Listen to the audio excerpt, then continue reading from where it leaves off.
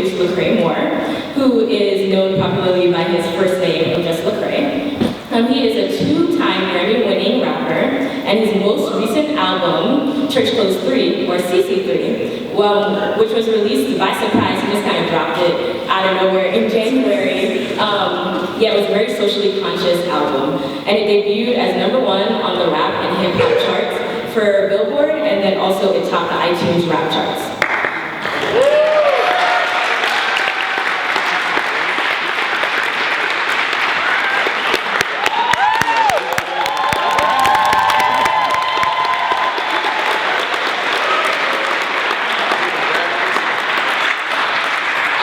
Done bragging on me.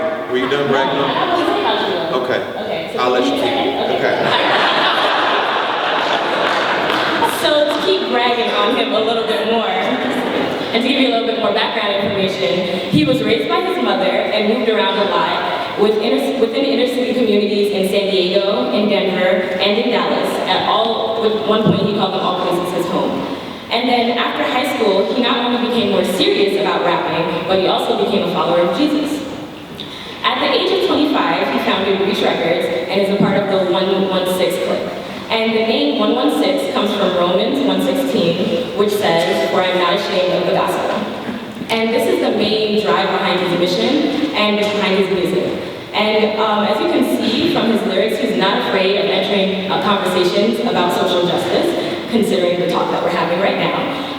So he has lines in his songs challenging his listeners by mentioning things like the new Jim Crow. He's mentioning hypocrisy readily found in American society, and also the reality of the so-called American dream. Now I'm done bragging on him, so please give a warm welcome to Lecrae.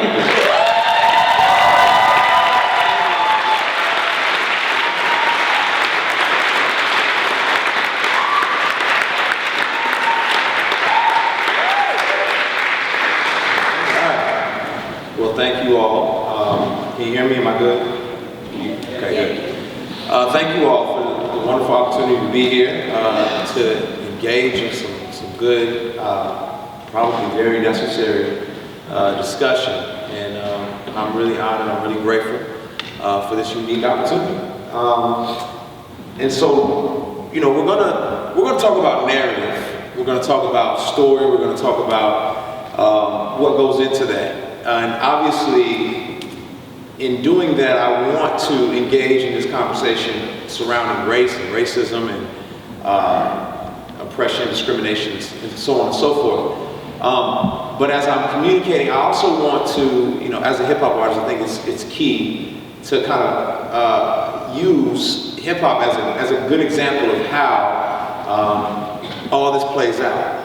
And so, you stay with me as I navigate through that, especially if you're not a hip hop fan at all, because there may be some examples that you just are clueless to, but that's okay, I forgive you in advance. So yeah, let's begin.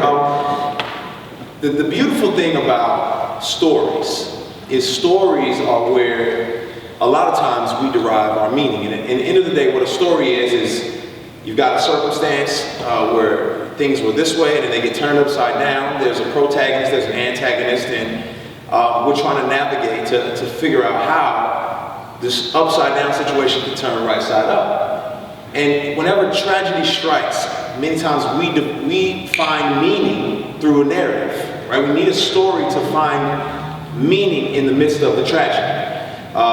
So, you know, you can look at something like 9/11 and people would look at different narratives to find meaning out of what happened, right? There's all kinds of different explanations. Some people will say, you know, America's broken and, you know, this is tragic what's happening. Until we unite, this will, you know, these type of things will continue happening. Some people will say, they blame radical Islam for what's happened, and that's the narrative that they're going to run with. Other people say this is a conspiracy set up by the United States government, and all of these things are helping them derive meaning from this tragic situation. But were it not a tragic situation, would they have even needed a narrative to make sense of it all? And so that's what we come to navigate today. The beautiful thing about stories is everybody likes them. Right? Stories are great.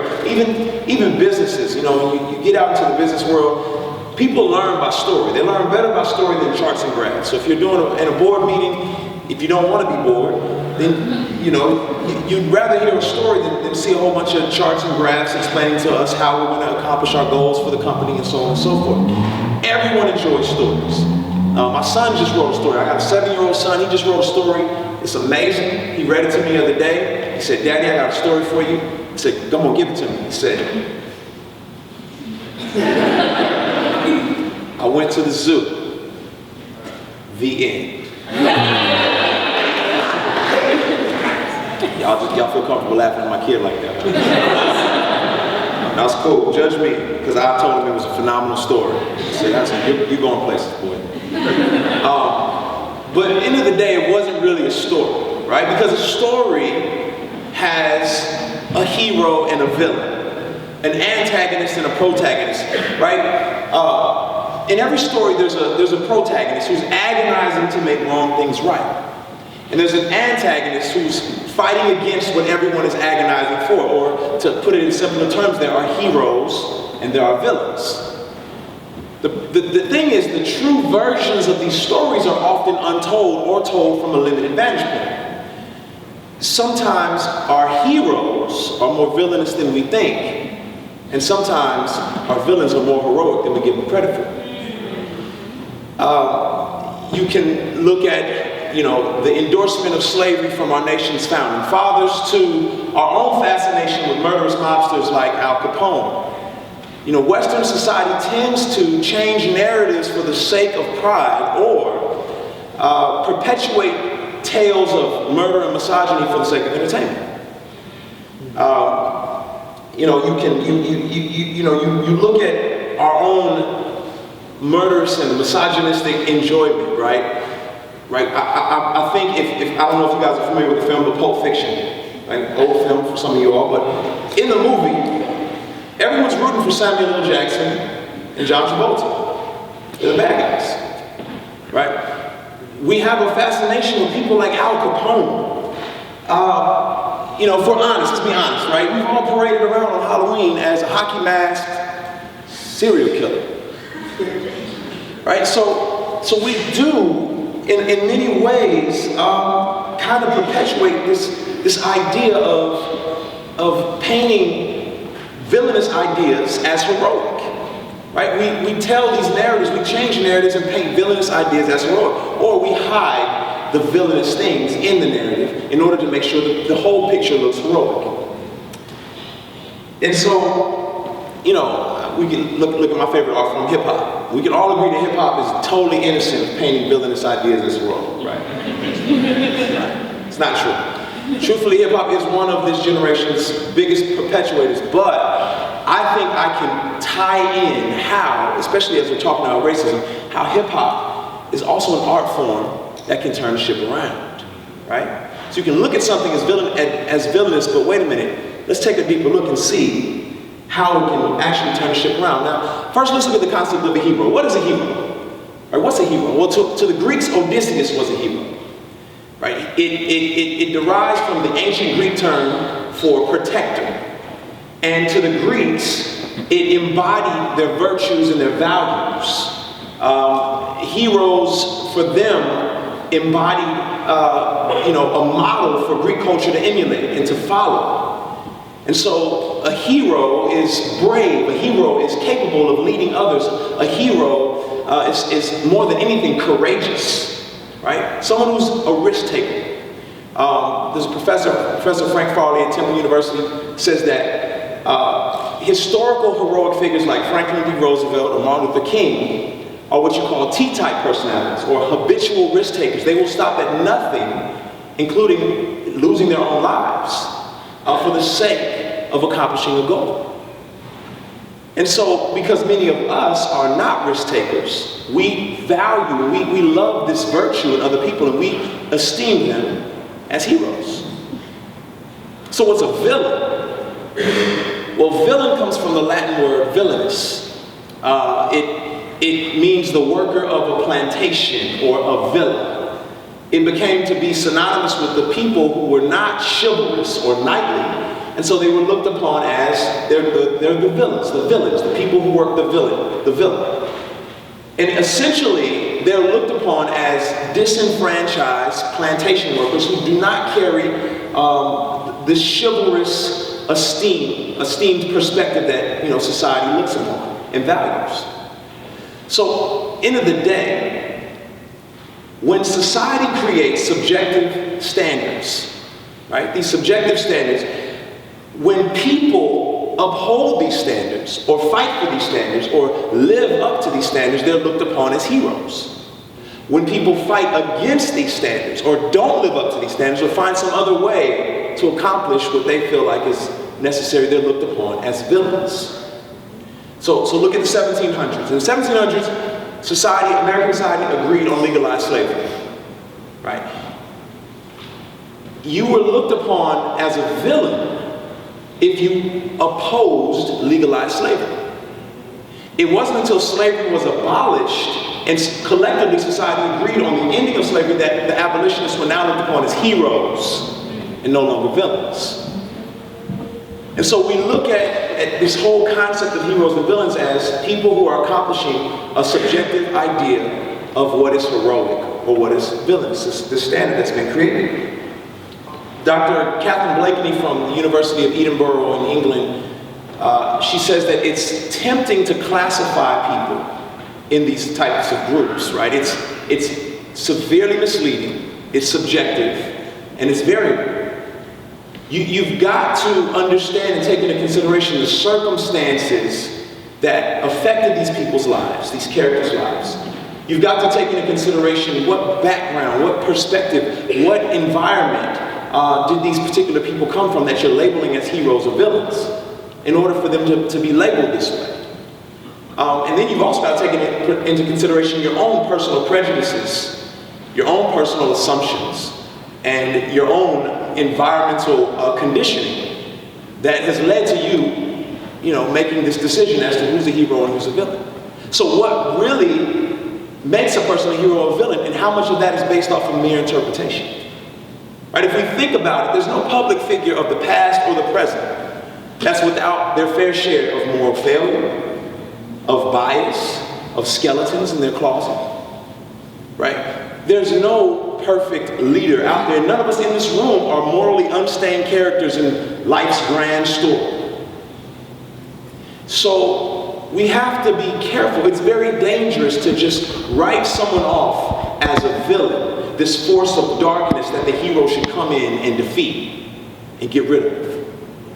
Right, let's look at my man Frankenstein, or Frankenstein's monster, if we're going to be correct. Right? Big bad scary Frank. Right? Nobody considered that this man thing was put together from the bodies of dead criminals. No one cared that he could barely get a word out of his mouth before he was hunted down like a wild animal and labeled as a villain. No one took his circumstances into consideration, and he was written off as a villain. All right, so how do we bring, ethnicity and hip hop and all of that into the picture? All right, well, hip hop is routinely defamed in the media, despite the correspondent speaking from an outsider's perspective on the culture. Right? You got people like Bill O'Reilly who say that hip hop is it sometimes endorses profane behavior amongst its listeners, right? Depraved and profane behavior. You've got people on the other side of the spectrum from the minority community, like Jason Whitlock, who says that the culture, the music, the behavior and attitude is pro-drug dealing, anti-education, demeaning, self-destructive, and violent. Well, if you're wondering why hip-hop is often angry, nihilistic, and violent, then first consider that it's a culture that was created by disenfranchised and marginalized minorities who woke up on the wrong side of the war on drugs. Right?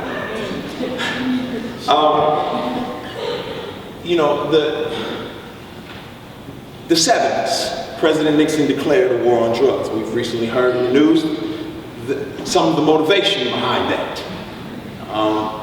And in the 1980s, 82 specifically, Ronald Reagan enforced this war on drugs. Music journalist and cultural critic Torre has said that this war would not only shape the urban community, but it would also mold hip-hop, a culture whose undercurrent remains Black and Latino male anger at a nation that's declared these young men monsters, abandoned them, and killed any hopes they had at accomplishing the American dream. So, if society's idea of heroism is striving and working hard to accomplish the American dream, then anyone who can't, or doesn't, or finds some other means is now looked upon as a villain. Right? Despite whatever circumstances or surroundings or conditioning that may have contributed to that. So, using hip-hop as this example, when hip-hop first got started, it was almost completely anti-drug. It was more of a narrative of social woes and issues in society. You had Grandmaster Flash's The Message in 1982. Right? It was a conscious record that spoke to what was happening in this community. There was lyrics in there. I'm gonna go way back to my dad's music. There's lyrics in there when you go back and listen to it and look at it that says, I can't take the smell, I can't take the noise. Got no money to move out, I guess I got no choice. Rats in the front room, roaches in the back, junkies in the alley with a baseball bat. I tried to get away, but I couldn't get far. A man with a tow truck repossessed my car. Narrating these societal woes, you've got Melly Mel in 1982 who raps this song, White Lines, and he says, whether up your nose or through your veins with nothing to gain except killing your brain. So he's not advocating drug use. He's not being a proponent of this. He's actually narrating how it's dangerous, and he's being anti-drug. So in the 80s, hip-hop was almost entirely anti-drug. They used their music actually to challenge the ideas of drug abusers. So what happened? How do we get here? Well, every rapper's a junkie, right? Or that's the perception. Well, in 1983, there was a shift. The economy, specifically in the urban community, skyrocketed to 21%. This was coupled with FBI anti-drug funding, which ironically happened at the same time the CIA was giving aid to South and Central Americans. Now, what the South and Central Americans were doing with this aid, ironically, was trafficking drugs back into America. So call this a political misstep, call it an oversight, call it an outright scandal. Poor inner city communities caught the brunt of the blow. Now mind you, nobody forced these communities to take part in illegal drug sales. No one forced them. But with that incredibly high unemployment rate coupled with this widespread availability of drugs, the drug trade is kind of hard to turn down. Right? I personally witnessed communities torn apart. I saw these communities in the 80s struggling to find work, laid off from jobs. I saw my own family and my own communities looking from place to place, struggling from here to there, hoping to find job opportunities, only to be left destitute and depressed. Now mind you, we all wanted to go to college. But my parents were from the civil rights era. They weren't even allowed a quality formal education. So high-paying careers, not really an option. And so now you've got this community who's destitute and depressed and looking for another option and not finding it. And now you've got rappers in the 80s who, like myself, were wearing the scars of the drug trade like war medals. Why? Because drugs dominated our economic possibilities, right? Being that, we couldn't accomplish this American dream the heroic way, well, here's another opportunity. Dominated our financial possibilities.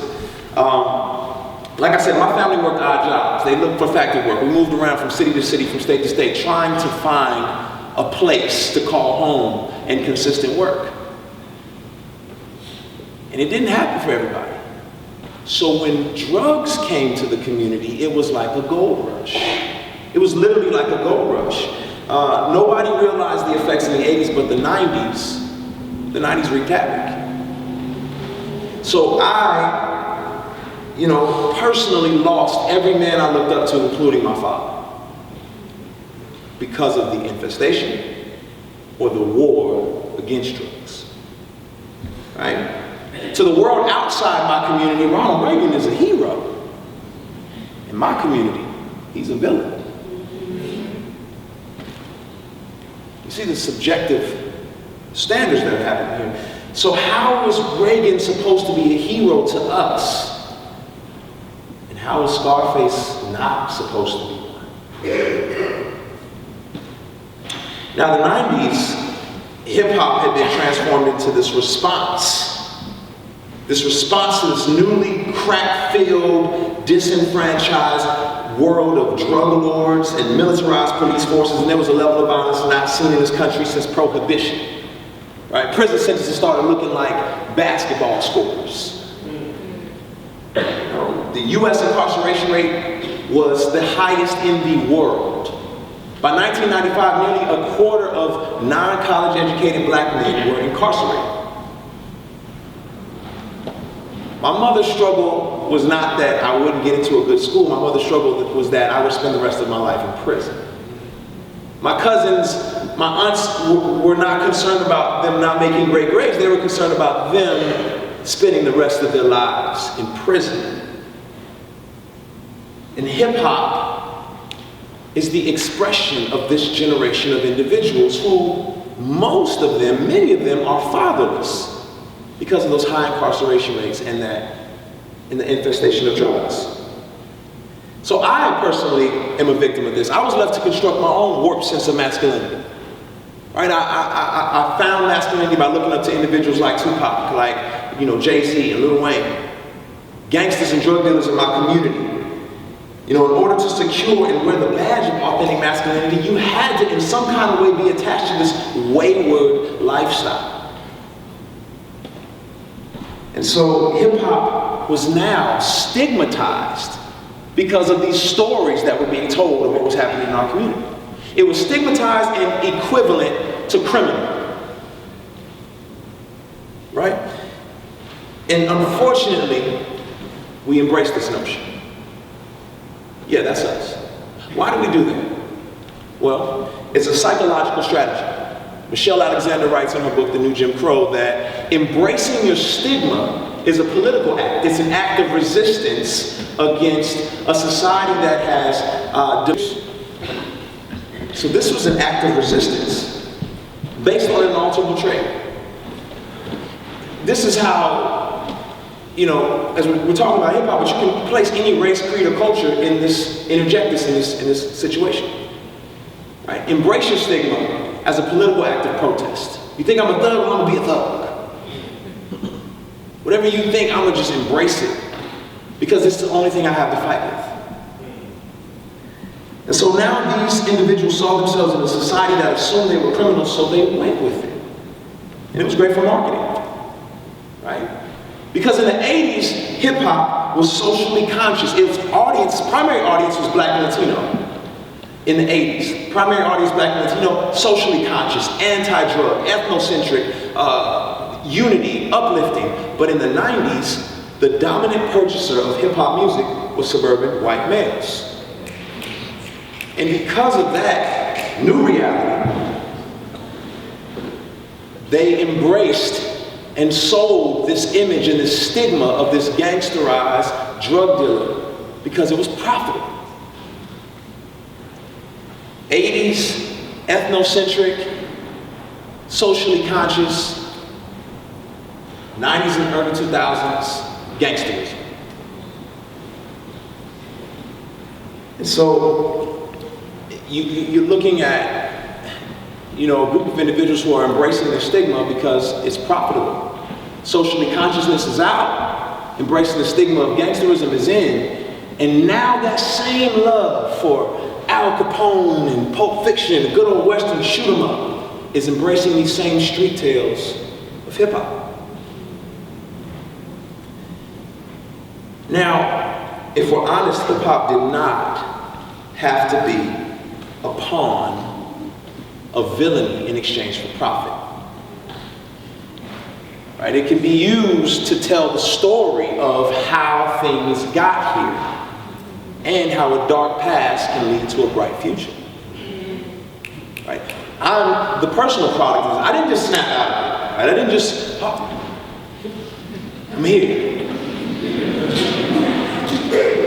I'm the product of people having the humility to not write me off as a villain, but to see me as a would-be hero in the making.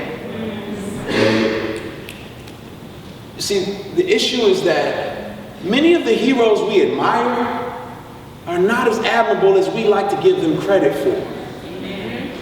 And many of the villains that we want to write off have stories behind them that we haven't had the humility to hear. There's a story behind every character. Most of these stories are often untold or told from a limited vantage point. Here's an example, just a media example. I'm assuming, is there any Native Americans in the building? Okay, right on. So, most of us know nothing about Native Americans. If we're honest, we know nothing. You know what you know? You know what you've seen on television. You know who's fed you those images on television? Not Native Americans. So everything you know about Native Americans has been given to you from a limited vantage point, or a vantage point that's not entirely true at all. We believe that they wear these head wraps with feathers in them, but truthfully, that was because the actors were wearing wigs and needed to keep those wigs on. So they incorporated these headbands and they stuck a feather in there because it looked cool. Some of the Plains Indians actually wore those, but most of the Indians around the country did not wear these headbands, but that's what we come to assume about Native American culture. We really know nothing because the story has not been told, or it's been told from a limited vantage point. So our prejudices or predispositions toward Native Americans have been fed to us by everyone outside of their culture and not from them. It would take the humility of us to sit down and hear their story. It would take the humility for us to say, hey, what is your story? Let me hear your vantage point. Let me hear what you have to say. And I'm under the impression that there's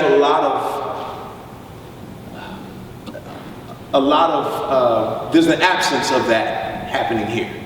An absence of people hearing one another's stories. An absence of patience with those who haven't heard the story, have only heard a limited vantage point. Right? So if I believe the narrative I heard is the true narrative, if I believe that I know the story, and someone says, no, you don't, do I have enough humility to say, okay, well, tell me what it is? If someone says that they have already heard the narrative and they're convinced, and I say, you haven't, right? Do I have the humility to wrestle with the fact that they believe something that is not entirely true?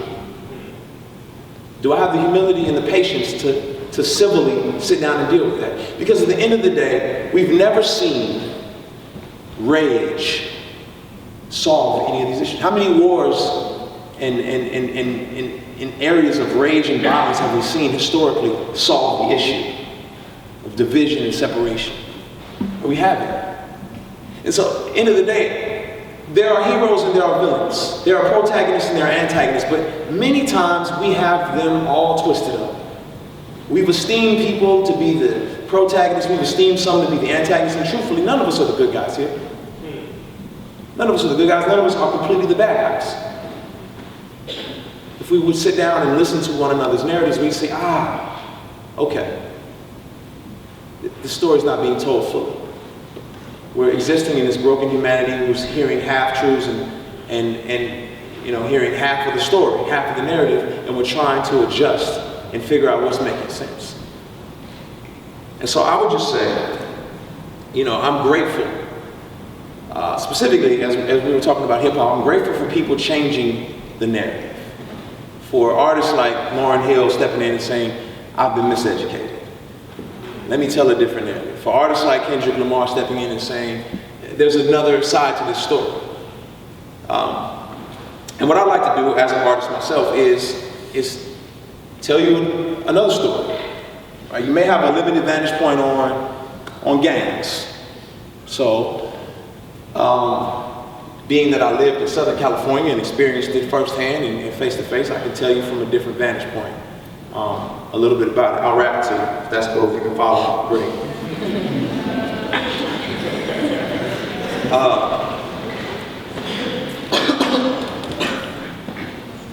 My cousin was a killer. He done pulled a lot of triggers. He done made a lot of mamas cry.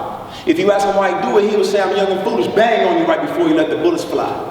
He ain't had no sense of dignity. His daddy was a mystery. He probably ended up dead or sitting in a penitentiary. Tell the judge he can go to hell for the sentencing. Probably make no sense to you, but listen to the history. The new Jim Crow or the old one? People out here fighting for equality, and honestly, I think they owed something. Back in Folsom, Cleaver got a message for the people.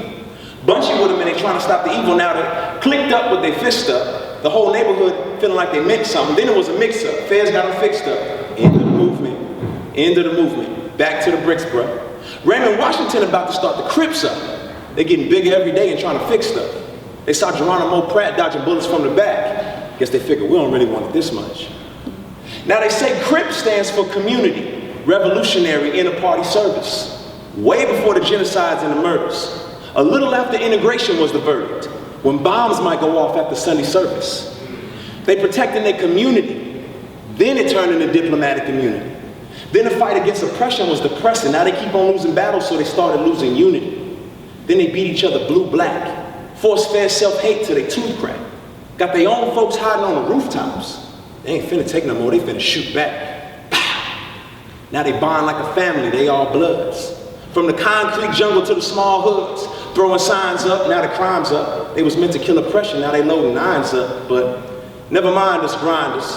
Factory done closed, now a lot of people jobless. Plus they got the drugs coming in from Nicaragua. Government turn a blind eye. Oh, they got us. Thank you.